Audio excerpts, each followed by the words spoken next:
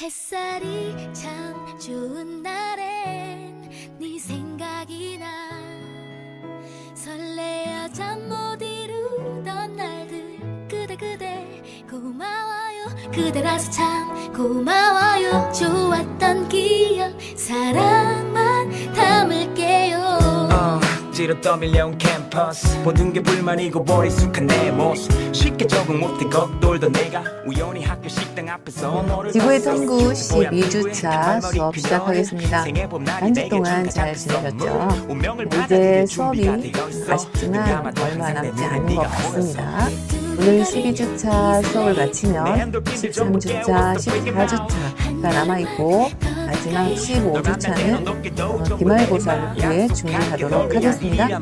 기말고사는 여러분들과 시간이 맞는 저녁 시간 하루를 위해서 오픈북을 해도 괜찮을 만한 내용으로 기말평가를 진행하도록 할게요. 그리고 기말평가에 대한 내용은 조금 더 자세하게 백석톡이나 아니면 알림으로 공지사항으로 전달하도록 하겠습니다. 자, 오늘 12주차 수업인데요. 오늘 여러분들의 경험의 날씨는 어떨까요? 흐린 사람도 있고 맑은 사람도 있고 또 그저 그런 사람도 있겠죠. 너무 뜨거운 사람은 온도를 조금 낮추시고 너무 차가운 사람은 온도를 살짝 높여서 적정 온도를 유지하면 참 좋을 것 같습니다. 자, 오늘 12주차 날씨와 생활 세 번째 수업 시작할게요.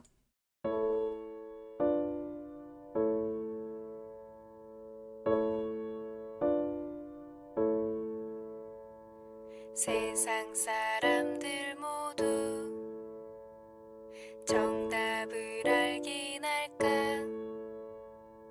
힘든 일은 왜 한 번에 일어날까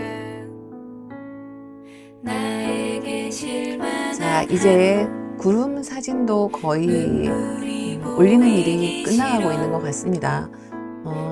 뭐 정해진 기간과 상관없이 여러분들이 그 기분을 함께 공유하고 싶다면 사실은 언제든지 올려주었으면 좋겠다는 생각이 들죠. 그리고 점점 구름 관찰을 해갈수록 더 많은 기분을 느끼고 더 많은 느낌을 받는 것이 아닌가라는 생각이 들 정도로 요즘 여러분들의 구름 사진을 보는 일은 조금 더 깊이 있고 조금 더 기분이 많이 좋아진 것 같습니다. 12주차 날씨와 생활 세 번째 시간인데요. 오늘 수업을 하기 전에 잠깐 남은 강의 계획에 대해서 설명을 하고 하도록 할게요. 자, 우리는 지금까지 어디까지 했을까요? 여기부터 시작을 해서 지구의 역사를 끝내고 날씨와 생활을 지금 10주, 11주, 12주차 진행을 하고 있어요. 그래서 날씨와 생활은 한 번, 두 번, 세 번째 시간에 해당이 되죠. 자, 13주차는 날씨에 이어서 주로 이제 그 전 세계적인 기후 변화가 나타나는 이유와 이런 기후 변화에 우리가 기후 위기에 어떤 대처를 해서 지금의 지구를 지속 가능하도록 유지할 수 있을까? 여기 보시면 정답은 녹색 성장 뭐 이렇게 나와 있는데 사실상 우리가 지금까지 지구를 탐구한 아주 중요한 목표 중에 하나가 13주차, 14주차에 있지 않나라는 생각이 들고요. 마지막까지 여러분들이 좋은 수업이 되었으면 좋겠고 또 나름대로 많은 생각들이 여러분들한테 머물렀으면 좋겠습니다. 그래서 세계적인 기후변화와 녹색 성장까지 할 텐데요. 여러분들은 이제 탐구보고서 쓰는 일은 탐구보고서에 가는 건 모두 다 끝났어요. 탐구보고서를 마무리를 잘 하시고요. 아직까지 탐구보고서가 부족해서 제출하지 못한 학생들은 다시 그동안 제출하지 못했던 탐구보고서를 제출하는 란을 과제에 하나 더 만들어 놓을 테니까 너무 마음 아파하지 마시고 남아있던 탐구보고서를 마지막까지 최선을 다해 제출해 주시기 바라고요. 이제 남은 네이버 카페에 남은 과제는 하나 더 남아 있습니다. 기후변화를 마치면서 우리 주변에 우리 생활의 기후변화로 인해서 변화된 것들이 여러 가지가 있을 텐데요. 그 내용 하나만 하고 이번 학기 지구의 탐구 과제는 모두 끝내도록 하겠습니다. 자, 그리고 14주차까지 14주차까지는 살짝 지금 무리가 있는 것 같으니 자, 15주차까지 연장을 할게요. 보고서 처음에 오리엔테이션 때 소개했던 내가 소개하고 싶은 지구가 있었죠. 자, 이거를 과제란에 자세한 내용과 함께 올릴 테니 이제부터 탐구 보고서를 다 마무리하셨으니 마지막 보고서를 이제 쓰기 시작하면 될 것 같습니다. 그래서 14주차라고 했지만 15주차까지 모두 제출하시면 될 것 같습니다. 그리고 아까 말씀드린 것처럼 자, 기말고사 준비를 따로 공지하도록 할게요. 자, 오늘은 날씨와 생활 세 번째인데요. 제일 처음에 일기예보에 대한 거, 그 다음에 우리나라 날씨와 기후의 특징에 관한 것, 그리고 날씨를 결정짓는 여러 가지 날씨 요소들과 그리고 요소들, 일기도상에 나타나는 것 말고도 우리 생활 주변에는 날씨를 예측하거나 알 수 있는 여러 가지 현상들이나 속담들이 되게 많았어요. 이런 것들에 대해서 다루었습니다. 자, 오늘은 우리나라의 악기상이에요. 우리나라 지금 기상현상들이 너무 악한 정도로 되게 많은 변화들이 일어나고 있고 또 우리나라뿐만 아니라 세계의 이상기후들이 굉장히 많이 발견이 되고 있습니다. 자, 그래서 우리나라에서 일어나는 악기상, 주요 악기상들과 세계 이상기후 몇 가지를 다루어 보도록 할게요. 자, 제가 보니까 이런 시가 있었어요. 너무 좋은 시라서 여러분들과 함께 감상을 하고 싶었습니다. 제가 읽어드릴게요. 나뭇가지가 봄바람 품에 손 넣어본다. 좋은 날씨야. 나뭇가지가 햇살의 온도를 잰다. 이만하면 됐어. 닫혔던 문 연다. 마음 놓고 나가 놀아라. 우르르 꽃송이들 내보낸다. 너무 좋지 않아요? 나뭇가지 온도계라고 하는 시인데요. 상상력도 굉장히 풍부한 것 같고 어떻게 나뭇가지 온도계라는 말을 썼는지 정말 보면 볼수록 따뜻한 시인 것 같습니다. 자, 지난 시간에 우리는 이런 여러 가지 날씨와 생활에 대한 것들을 배웠어요. 우선 날씨를 특히 일기도상에 기록되어 있어서 날씨를 알 수 있는 그런 날씨 요소가 있었어요. 일기 요소가 기단, 그리고 전선, 고기압, 저기압, 기압 배치였었죠. 자, 여기에 따라서 영향을 받는다고 했고 요즘 여러분들이 쓴 글을 보니 이렇게 본인도 날씨에 따라서 그날의 기분이나 이런 생활들이 영향을 받는다는 걸 많이 느낀다는 얘기가 있었어요. 기단은 말 그대로 공기덩어리고 기온과 습도가 균일한 공기덩어리를 일컫는 말이라고 했죠. 우리나라에 영향을 주는 기단은 양쯔강, 오호츠크해, 북태평양, 시베리아 기단이 있었어요. 사실상 우리나라가 계절의 변화가 좋다는 이유가 바로 이 네 기단의 영향, 거기에다 뭐까지 있었어요? 오호츠크해와 북태평양 기단이 만나는 장마전선, 다시 말하면 정체전선이 있었고 또 여름과 가을 사이에 뭐가 있었냐면 적도에서 불어오는 적도기단도 있었죠. 이런 여러 가지 때문에 우리나라는 굉장히 날씨와 기후변화가 뚜렷한 그런 위치에 있다라는 거. 전선이라고 하는 것은 서로 다른 공기덩어리가 만나는 거죠. 그래서 경계가 생기는데 이때 어떤 공기가 어떤 공기를 침범하느냐에 따라서 한랭전선, 온난전선, 폐색전선, 정체전선이 생기고 여기에 따른 비의 형태, 비의 양 이런 것들도 달라졌어요. 왜냐하면 구름의 모양이 달라지니까요.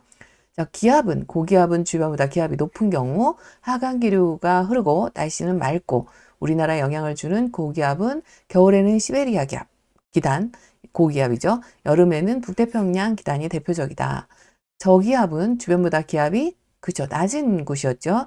주로 이제 온대성 저기압이 우리나라는 발달하고 저기압의 종류는 열대에서 불어오는 열대성 저기압도 있었어요. 그런데 온대성 저기압은 반드시 우리나라에만 형성되는 우리나라 지역의 축에서 형성되는 온대성 저기압은 왼쪽에는 한랭전선, 오른쪽에는 온난전선이 형성되어서 지역마다 날씨가 다르게 나타났죠. 열대성 저기압은 적도에서 불어오는 저기압인데 이게 17m/s 이상으로 풍속이 세지면 태풍으로 발달했어요. 수증기가 가열되어서 상승하면 구름이 만들어지죠. 그죠? 오늘도 이제 이거를 많이 할 거예요. 왜냐면 그 악기상들이 되게 많이 발달하는 경우는 어쨌든 하늘에서 뭔가가 우리한테 피해를 주는 경우잖아요. 하늘에 뭔가가 일어나려면 구름이 만들어져야 되고, 구름이 만들어지려면 상승기류가 만들어지죠. 그런데 악기상이 일어나려면 이 상승기류도 엄청나게 강한 상승기류여야 된단 말이에요. 그래서 오늘 이 저기압이 만들어지는 강한 상승기류에 대해서 많이 할 거예요. 구름 속 수증기와 빙정이 성장해서 비와 눈이 내린다. 그러니까 구름이 높이가 높으면 높을수록 많은 그 상태가 되죠. 그래서 고체 상태인 얼음들, 고체와 액체가 섞여 있는 중간, 그리고 밑에는 물방울들이 이렇게 모여 있는 이런 구름이 만들어지고, 어떤 경우냐에 따라서 물방울만 있느냐 아니면 빙정이 섞여 있느냐에 따라서, 그리고 대기의 온도가 낮으냐 높으냐, 다시 말하면 우리나라 여름이냐 겨울이냐에 따라서 비가 내리냐 눈이 내리냐 이런 경우가 달라지죠. 그래서 우리는 이런 과정을 빙정 과정과 병합 과정이라는 두 가지 강수 이론으로 설명을 했습니다. 대기가 안정해서 수증기가 상승하지 못하면 구름을 만들어야 될 수증기가 안개를 형성하게 되죠. 그래서 구름과 안개는 같은 가족이에요. 오염물질이 포함되어 있을 수 있고, 요즘 같은 때 더 심하다고 그랬어요. 그래서 스모그 현상을 일으키기 때문에 안전에 유의해야 된다라는 이야기를 했습니다. 자, 그러면 오늘 내용 잠깐 볼게요. 우리나라뿐만 아니라 전 세계적으로 지금 악기상들이 많이 일어나고 있고요. 5월에 특히 여러분들이 4월에는 무지 더웠어요.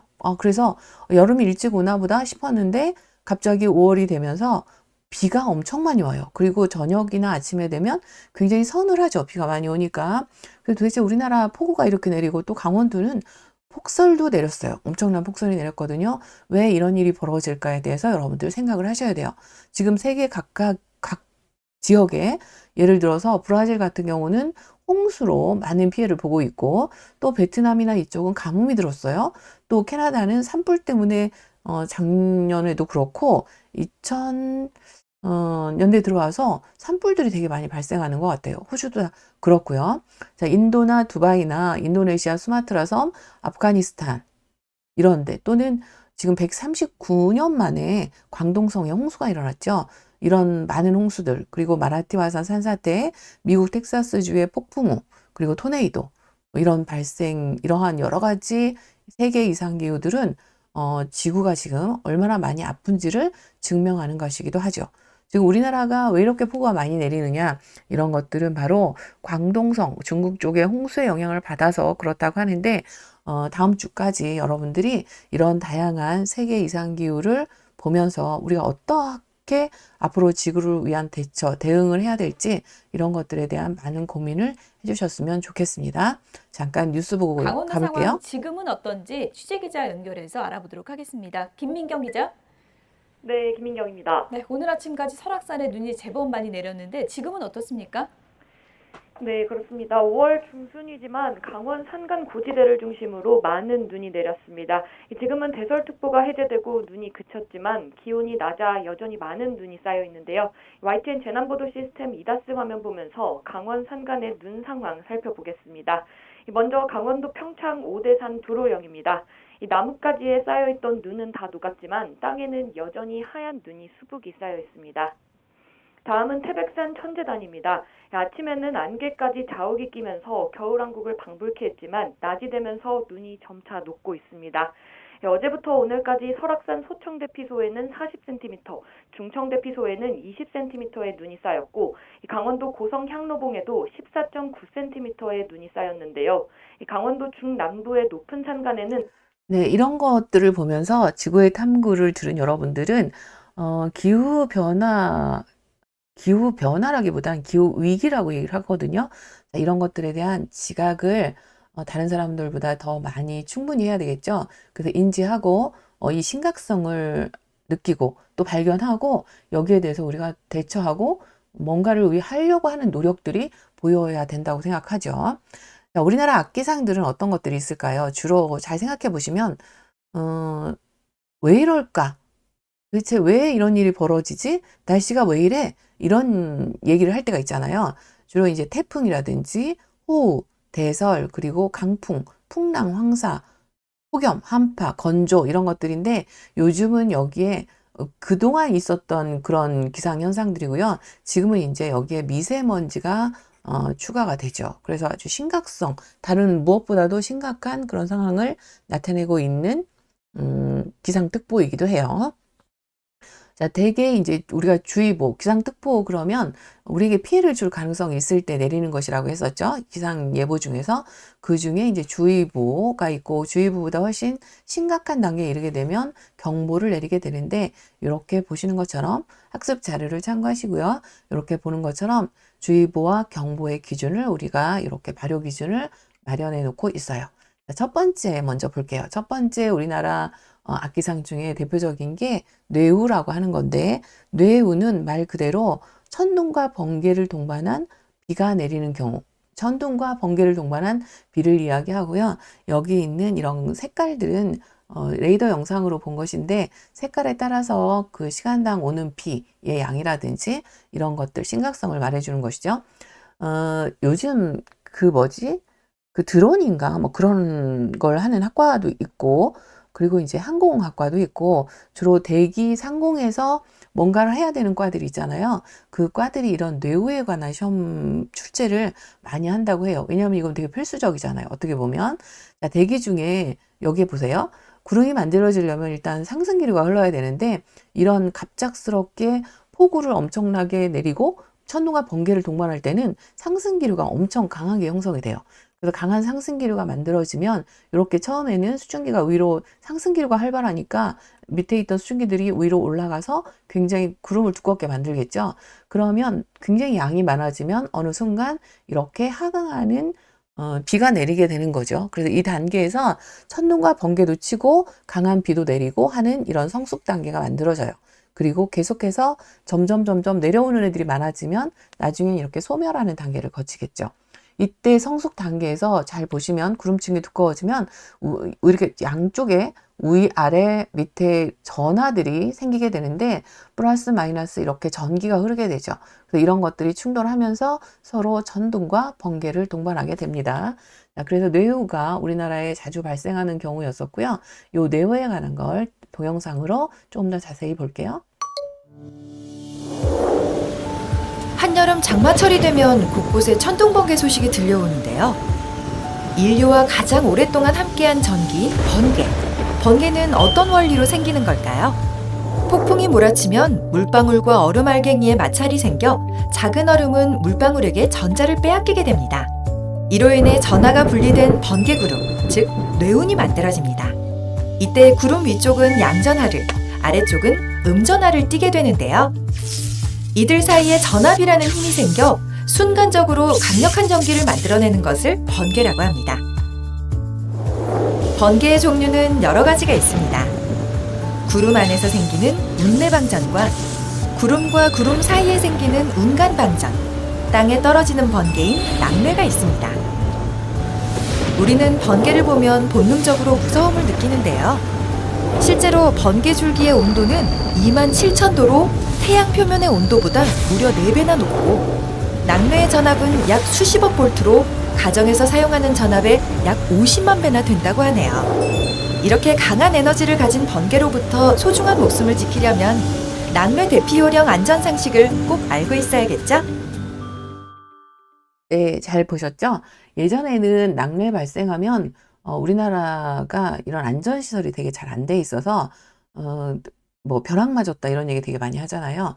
사실 전 어렸을 때 저희 아버지가 이렇게 천둥번개 치는 날은 숟가락도 못 들게 했던, 젓가락도 못 들게 했던 그런 기억이 있거든요. 근데 요즘은 이제 이런 트리침이나 이런 것들이 잘 설치되어 있어서 매우 안전하다고 보여져요. 그래서 낙뢰 횟수는 예전에 비해서 우리나라는 많이 줄어들고 있는 편이라고는 합니다. 작년 한 해 동안 뭐 예전에 우리나라 낙뢰 횟수를 이렇게 기록해 놓은 건데요. 사실상 조금씩 줄어드는 상황에 해당이 되고, 각 지역별로 살펴보면 경상북도가 가장 많고, 광주광역시, 그리고 시도별 단위 면적당 연간 낙뢰 횟수가 많은 지역은 인천광역시, 세종특시, 그리고 대구광역시, 이런 순서로 나타났다고 하고요. 월별로 비교해 보면 주로 인천광역시에서 가장 많이 나타나는 걸로 이렇게 보고가 되고 있습니다.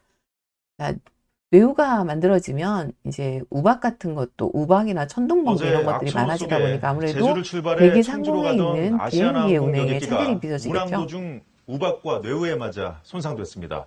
착륙까지 지연되면서 승객 190여 명이 가슴을 졸인 아찔한 상황이었습니다. 엄진아 기자가 보도합니다.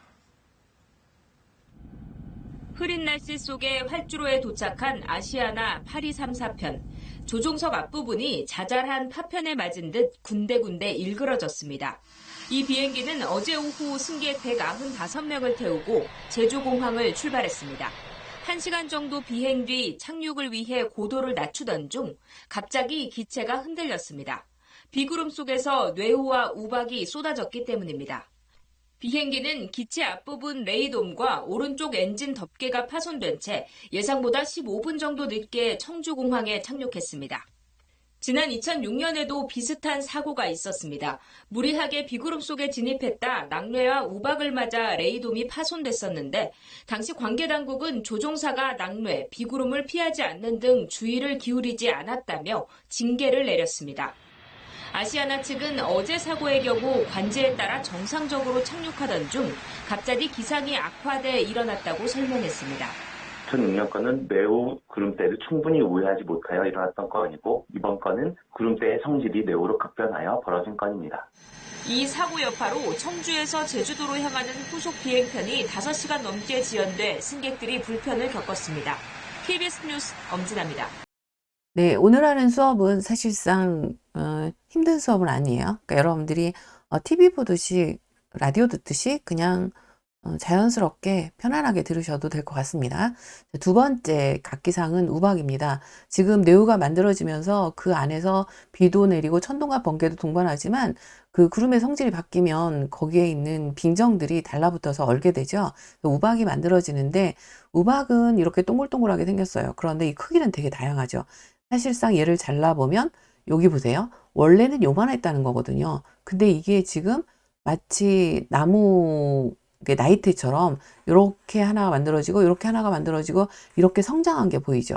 그러니까 얼마나 이 우박은 강한 상승기류가 흐르는데 이렇게 상승기류가 흘러서 위로 올라가죠. 그러면 구름을 만들잖아요. 그럼 날씨가 춥거나 이런 구름이 높이가 높아지면 여기에 빙정이 만들어져요. 근데 이 빙정이 직접 떨어지면 우박이 되는데 우박이 떨어지는 도중, 얼음알갱이가 떨어지는 도중에 너무나 이게 대기가 강한 상승기류가 흐르니까 상승기류가 흐르다 보면 얘가 밑으로 뚝 떨어지질 못하고 이 상승기류를 따라서 다시 위로 올라가요. 내려오지 못하고 그 위로 올라가고 위로 올라가고 그러니까 상승기류가 얼마나 많이 형성되느냐에 따라서 이렇게 나타나는 거예요. 처음엔 얘가 떨어질 거였는데 상승기류를 만난 거지. 그래서 내려오다가 도로 올라갔어요. 그러다 보니까 위에 있는 얼음이 조금 더 붙어 다닌 거야. 그래서 좀 더 커졌어요. 이렇게 우박의 크기가 컸을 때는 매우 상승기류가 굉장히 강하게 흘렀다라는 걸 알 수가 있겠죠. 그래서 굉장히 큰 우박, 상승기류가 굉장히 심하게 흐를 때는 우박의 크기가 커져서 더 많은 피해를 주기도 하죠. 대개 이제 우박 같은 경우는 이렇게 농사를 짓는 분들이 피해를 많이 보게 되는데 대개 우박이 오는 철이 여름이다 보니까 가을이 오기 전에 이렇게 우박이 떨어지면 거의 다 지어놓은 농사를 망치는 경우가 있고 우박을 맞은 과일이나 이런 채소들은 사실상 썩거나 이러기 때문에 우리가 다시는 담을 수 없는 그런 것들이 있죠. 그래서 우박으로 인한 피해도 되게 많아요. 우리나라 10대 도시 우박 일수를 한번 살펴보면 서울하고 제주가 많은 편이고요. 평균 월별 우박 일수를 보면 대개 11월, 12월에 가장 많이 나타나는 걸로 알고 있습니다. 자, 그 다음에 세 번째는 집중호우예요. 집중호우는 그 지역에 집중해서 비를 쏟게 하는 그런 현상이죠. 시간당 30mm 이상이나 하루에 약 80mm 이상의 비가 내릴 때 또 연강수량의 10%에 해당하는 거. 우리나라 연평균 강수량을 혹시 기억하고 있어요? 우리나라 연평균 강수량, 독도 노래할 때도 나왔었는데, 독도는 우리 땅 할 때 나왔었거든요. 우리나라 평균 강수량은 1200에서 1300, 1500 거기까지거든요. 미리. 이거에 10% 정도 해당하는 비가 하루에 쏟아붓는 경우예요. 근데 사실 별거 아닌 것 같지만 이렇게 시간당 그 지역에 우리는 비가 올 때 왜 멈췄다 오거나 이런 경우가 되게 많잖아요. 그런데 그 양동이로 쏟아 붓는 것처럼 시간당 1시간당 쏟아 부으면 엄청난 양이 내리죠. 이런 국지성 호우가 우리나라에 갈수록 늘고 있다는 게 특징이에요. 그래서 국지성 호우가 발생하고 또는 이 국지성 호우, 그 지역만 쏟아 붓는 그러한 비는 요즘 밤에 오는 경우가 되게 많거든요. 그래서 위험한 사고로 연결되는 게 되게 많죠. 호우주의보와 호우경보를 내리게 되는데 대부분이 현재보다 지금 원래 있었던 내용보다 호우특보나 호우주의보는 이제 개선을 하고 있습니다. 왜냐하면 우리나라 기후나 날씨가 날로 변하게 되니까 예전에 썼던 주의보의 기준과 지금은 조금 다를 수밖에 없겠죠. 그래서 이런 것들은 바로바로 수정해 나가고 있습니다. 자, 이렇게 해서 우리나라의 악기상 3개 이상 기후 중에 1교시를 살펴봤고요. 잠시 후에 12주차 2차 시부터는 우리나라와 그 다음에 우리나라에 있는 다른 악기상들과 세계, 우리나라에 없지만 위험한 3개 이상 기후 이런 것들을 살펴보도록 할게요. 잠깐 쉬었다가 하겠습니다.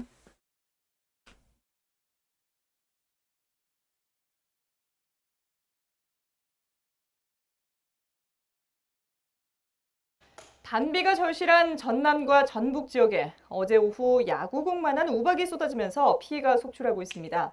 단단한 차량 유리창이 순식간에 깨지고 주택 지붕이 뚫린 곳도 있습니다. 특히 농작물 피해는 파악조차 어렵다고 하는데요. 현장에 나가 있는 취재기자 연결해 보겠습니다. 백종규 기자.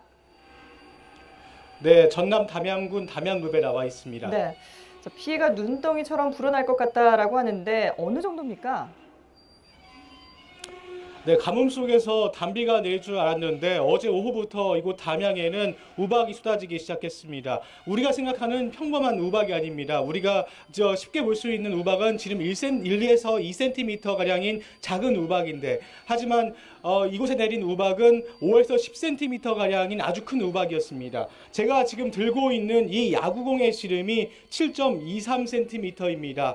이 야구공만한 그 지름의 크기의 우박이 하늘에서 우수수 떨어졌다고 볼 수 있으실 건데요. 지금 제 옆을 차량을 보시겠습니다. 차량에는 지금 금방이라도 무너져 내릴 것 같이 이렇게 차량 유리창에 구멍이 뚫려 있습니다. 구멍의 크기가 엄청 큽니다. 지금 제가 이 야구공을 직접 넣어보겠습니다.